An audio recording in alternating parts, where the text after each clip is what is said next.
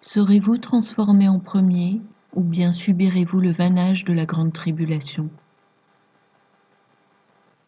Parole de Yahushua via sa messagère Julie Wedby, reçue entre le 24 et le 30 avril 2020, traduite et lue par Justine.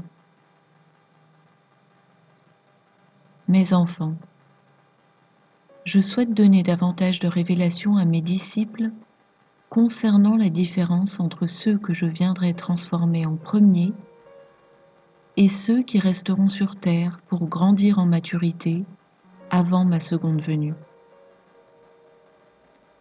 Ce jour approche rapidement et beaucoup ne comprennent pas la séparation qui va être faite telle que décrite dans ma parole. Dans ma parole, il est question des 3 fêtes sur les 7 fêtes en Israël qui représentent 3 groupes de gens sur terre. Les fêtes de Pessa, la Pâque, Shavuot, la Pentecôte, et Sukkot, la fête des tabernacles. Je vais vous montrer comment ces fêtes et ce qu'elles dépeignent fait le parallèle avec des stades différents de maturation, tout comme c'est le cas avec mon peuple.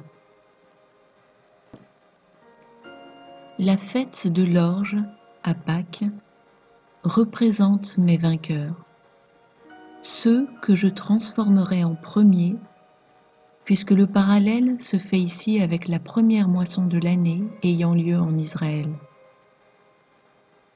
Cette culture d'orge, ou groupe de vainqueurs, a acquis la maturité nécessaire pour être prêt pour la première résurrection. La majeure partie du corps de l'Église ne développera cette maturité que plus tard. Le vent, c'est-à-dire mon Esprit Saint, souffle sur les vainqueurs, et la balle, le péché dans leur vie, est immédiatement exposée et ils s'en repentent sur le champ, ce qui permet à ce groupe de mûrir avant le deuxième groupe, c'est-à-dire le blé qui est l'Église.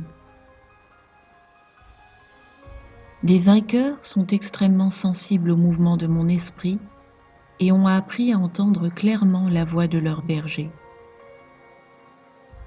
Mes vainqueurs assument une plus grande responsabilité, car ils ont été convaincus de leur culpabilité et pleinement disciplinés, et ont renoncé à eux-mêmes plus tôt dans leur marche avec moi que ceux qui n'ont pas encore appris à vaincre. Ces prémices me placent comme leur premier amour par-dessus tout. Les vainqueurs ont également appris à ne pas réagir immédiatement à une situation, mais à prendre du recul et à demander à mon Esprit Saint comment répondre avec amour. Je vous ai toujours enseigné à me demander de vous montrer quelle est la réponse la plus aimante que vous puissiez avoir dans n'importe quelle situation. Une certaine maturité doit être acquise pour répondre avec amour, surtout à ceux qui vous ont fait du mal. J'enseigne dans ma parole que vous ne devez pas réagir avec les fruits de la chair, mais au contraire, répondre avec les fruits de l'esprit. Les vainqueurs sont la plupart du temps très conscients de leurs pensées, paroles et actions, et s'efforcent d'avoir une réponse fructueuse qui me reflète. Cela diffère de ceux qui poursuivent les conflits, l'envie, la jalousie, les médisances, les propos oisifs et discussions inutiles de ceux qui ne sont pas sensibles à mon Esprit Saint. J'enseigne que s'engager dans les choses de la chair et du monde est un péché qui produit la mort lorsqu'on ne s'en est pas repenti. Et je vous ai appelé à sortir du monde et à être séparés, c'est-à-dire mis à part. Dans ma parole, il est fait référence aux vainqueurs à de multiples reprises. Ils sont identifiés comme mes prémices, les fils de Dieu, les 144 000, mes élus, mes héritiers et ceux qui sont les vierges sages, qui sont parvenus à obtenir l'huile supplémentaire que j'exige afin d'être qualifiés pour la première transformation. Ils sont qualifiés sans tache devant le trône. Ceux qui ressusciteront à la première résurrection et qui seront mes rois et prêtres. Ce sont des bijoux dans ma couronne. Ils gouverneront et régneront avec moi pendant 1000 ans et seront sauvés de l'étang de feu, prenant part au jugement des 2 groupes restants. Mes prémices sont appelés à vivre une vie brisée. Ils font souvent l'expérience de la souffrance et de la trahison. Et ce sont ceux qui sont appelés à souffrir à mes côtés pour recevoir la couronne de vie. Ils ne passent pas leur vie dans le confort. Beaucoup souffrent d'infirmités et d'afflictions de toutes sortes, qu'elles soient physiques ou autres. Ils sont appelés à renoncer à tout ce qu'ils connaissent dans cette vie, et ils comprennent que c'est pour un résultat que j'ai ordonné. Ils désespèrent et restent brisés ici-bas, afin que leur moi soit vaincu et que ma gloire soit révélée en eux et à travers eux.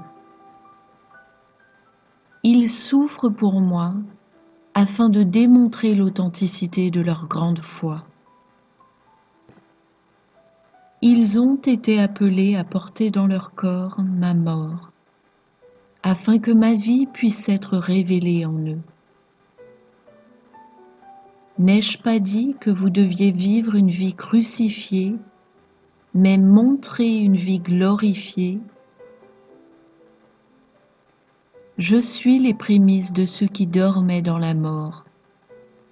Et il en va de même avec mes vainqueurs de la première résurrection, étant prémices des autres à venir.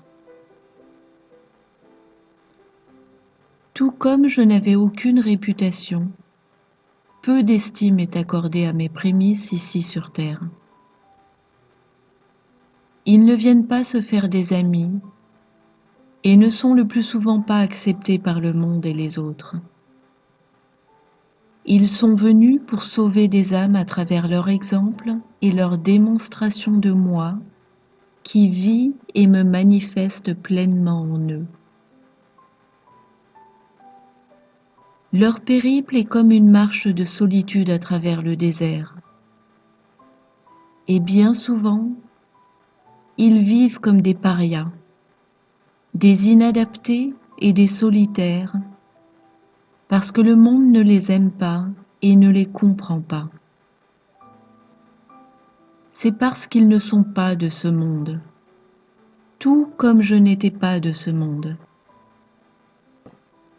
Ce n'est pas notre demeure.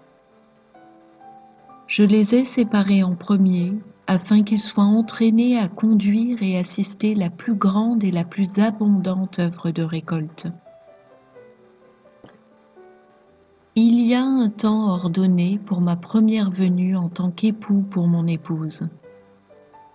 Et en raison des épreuves ardentes que mes prémices ont surmontées jusqu'ici, ils sont le premier groupe à arriver pleinement à maturité en moi, permettant à ma présence de les gouverner complètement. Cette maturité précoce les qualifie comme leaders. Mes vainqueurs ne se considèrent pas comme vertueux, car ils connaissent mieux que la plupart la méchanceté de leur propre cœur. C'est ainsi que je les ai modelés progressivement à mon image, leur donnant sagesse, conseil et révélation de mon royaume. Un vainqueur pêche moins, car il marche en harmonie plus étroite avec mon Esprit Saint et se repent tous les jours, même plusieurs fois par jour, étant prompt à faire captive toute pensée et à repousser les esprits ennemis ainsi que leur propre nature pécheresse. Leur discernement est affiné et ils marchent dans l'obéissance avec une grande discipline et régularité. Ils sont extrêmement consciencieux et à l'écoute de mon esprit. Mes prémices ne s'engagent pas dans des activités impies ou des affaires du monde inutilement ou intentionnellement. Ils font très attention à la compagnie dont ils s'entourent, les relations qu'ils entretiennent. Ils ne regardent pas, ne lisent pas et n'écoutent pas des choses que je trouve offensantes.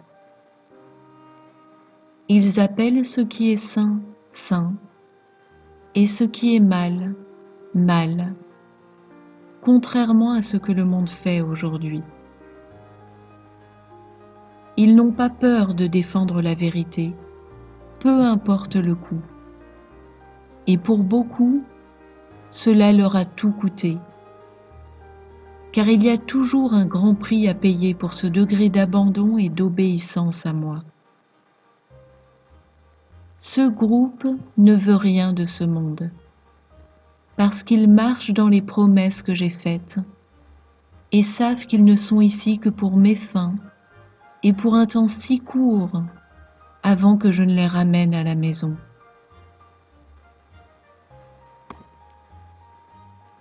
La deuxième culture moissonnée en Israël a lieu vers la Pentecôte, Shavuot.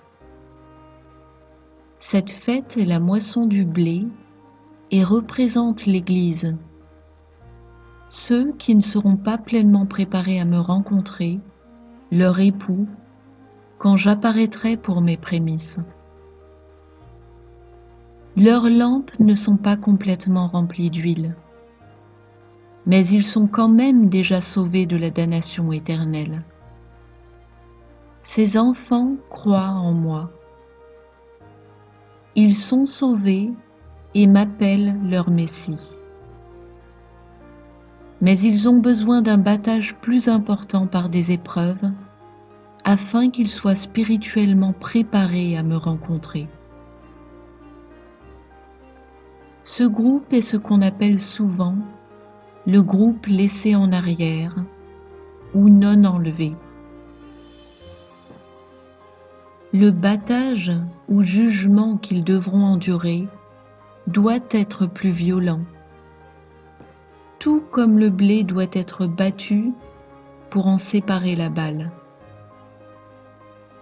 Cependant, cela provoquera une grande purification et garantira l'aboutissement de leur préparation pour pouvoir me rencontrer lors de ma seconde venue.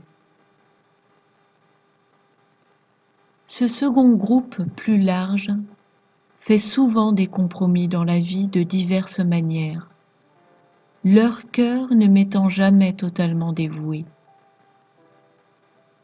J'aime tout mon peuple de la même façon.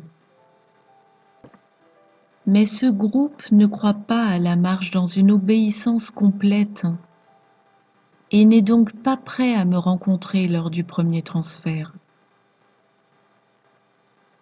Ce groupe nécessitera davantage de sanctification pour être prêt spirituellement. Ces croyants font de bonnes choses. Néanmoins, ce sont ceux mentionnés dans ma parole comme vierges insensées ou vierges folles, qui n'ont pas d'huile en réserve au moment de ma première apparition en tant qu'époux. Et alors, la porte se ferme. ils sont souvent mitigés et d'un engagement réservé, manquant de discipline et sans forte conviction dans leur foi. Ces âmes sont justifiées par la foi, mais elles ne se sont pas pleinement soumises à mon processus de sanctification. Afin de revêtir ma nature complète, davantage de correction est nécessaire. Ces derniers recevront un jugement en fonction de leurs œuvres et du niveau de préparation spirituelle qu'ils auront atteint. Mes jugements les purgeront de tout désordre qui persiste dans leur vie. Et ce groupe devra supporter la grande tribulation, soit en fuyant pour échapper à la marque de la bête, soit en étant exécuté comme martyr pour l'amour de mon nom. Mes enfants, ce jour est si proche de son accomplissement. Si vous n'êtes pas complètement habités par mon Esprit Saint, étant baptisés de feu, nés de nouveau et vivant dans l'obéissance, alors vous n'avez pas appris à aimer ce que j'aime et à détester ce que je déteste. Fonctionner de cette façon témoigne d'un manque de discernement du bien et du mal. Je vous ai enseigné dans ma parole les choses qui sont pour moi inacceptables. Ne pas vous débarrasser de ces choses dans votre vie est un péché. Si vous m'aimiez vraiment de tout votre cœur, de tout votre esprit et de toute votre âme, vous feriez ce que je commande, et vous n'accepteriez pas les voies du monde. Puisque les yeux sont la fenêtre de l'âme, rien d'impur n'entrerait dans vos yeux ou vos oreilles, car votre conscience témoignerait contre vous au travers des choses sinistres et sombres, si vous vous mettiez à regarder, lire ou écouter des choses sur la fornication, la luxure, l'homosexualité, le meurtre, l'idolâtrie, le blasphème, toutes ces choses qui inondent votre monde aujourd'hui. Tout cela serait offensant pour vous, comme ça l'est pour moi. Voilà pourquoi ce deuxième groupe ne sera pas prêt lorsque l'époux que je suis pour vous viendra pour ses prémices. Voyez-vous maintenant pourquoi il doit y avoir une séparation? Car je ne viendrai que pour une épouse pure et sans tache, mon Église, une épouse sans défaut qui a lavé sa robe de mariée et s'est préparée. Priez avec ferveur sur ces paroles, car les ignorer sera grave de conséquences. Le dernier ou le troisième groupe de personnes illustrées dans ma fête des tabernacles est la vendange. Ce groupe est composé de ceux qui doivent être foulés aux pieds. Les raisins, lorsqu'ils sont récoltés, ont une peau très dure et doivent donc être écrasés pour obtenir le vin. Ce groupe recevra la forme de jugement la plus sévère, car ce sont les incroyants, les impudiques, ceux sexuellement immoraux, les meurtriers, les sorciers et les menteurs. Ils auront leur part dans le lac incandescent de feu et de soufre, qui est la deuxième mort. Heureux ceux qui entrent dans la première résurrection. Mon peuple, je vous aime au-delà de toute mesure, et je souhaite qu'aucun ne périsse, Qui appelez-vous maître et roi sur votre vie? À qui donnez-vous votre allégeance? Êtes-vous en alliance avec le roi des ténèbres ou avec le seul et unique roi de toute la création et votre Père? Si les paroles que j'ai prononcées ici vous ont convaincu, alors repentez-vous maintenant et tournez-vous vers moi. Cherchez mon cœur avec chaque fibre de votre être.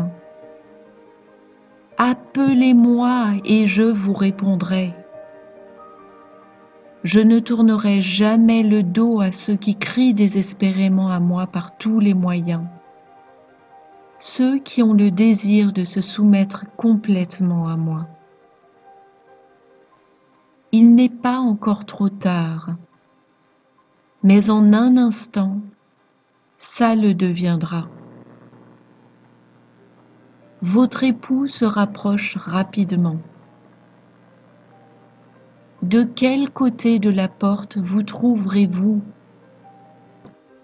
quand je viendrai frapper pour vous emmener avec moi? Allez-vous alors supplier les autres vierges sages de vous donner de leur huile pour être pourvues? Je vous le dis, ce ne sera pas le cas, et vous resterez pour endurer. Étudiez ma parole. Tout est là à votre disposition, afin que vous en fassiez la découverte. Je suis votre professeur, votre conseiller. La sagesse est donnée à ceux qui demandent avec sérieux et sincérité. Comme vous pouvez le constater clairement, les jugements ont déjà commencé et leur gravité augmentera rapidement. L'heure de minuit est là. Tout commence. S'il vous plaît, placez-moi en premier dans votre vie si vous ne l'avez pas déjà fait. J'aime chacun de vous au-delà de toute mesure. Yahushua.